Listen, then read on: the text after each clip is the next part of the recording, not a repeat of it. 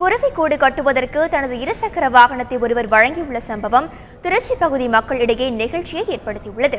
திருச்சி விமான நிலையம் அருகே அம்பிகை நகரைச் சேர்ந்த வீரையா ஓய்வு பெற்ற வனத்துறை ஊழியர். கடந்த 2 மாதங்களுக்கு முன்பு வீரையாவின் புதிய இருசக்கர வாகனத்தில் அரிய வகை குருவி ஒன்று கூடு கட்டி 2 முட்டைகள் இட்டது.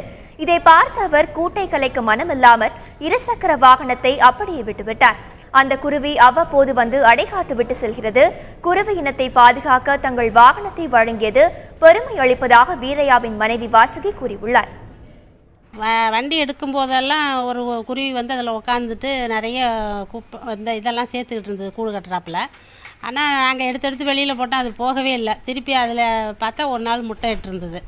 அதுக்கும் அடுத்த நாள் 2வது முட்டையும் இட்டுருந்துச்சு. அதனால் இனி எடுக்க வேண்டாம்னு அந்த வண்டியை 2 மாதமாக அப்படியே நிறுத்தி வச்சுருக்குறோம். சர்வீஸுக்கு கூட விடாமல் புது வண்டியை வச்சிட்ருக்குறோம். அது பயமே இல்லாமல் அதுவாக வருது, வந்து உட்காருது, எந்திரிச்சு போகுது. 2 குருவியும் வந்து பார்த்துக்கிட்டு இருக்குது.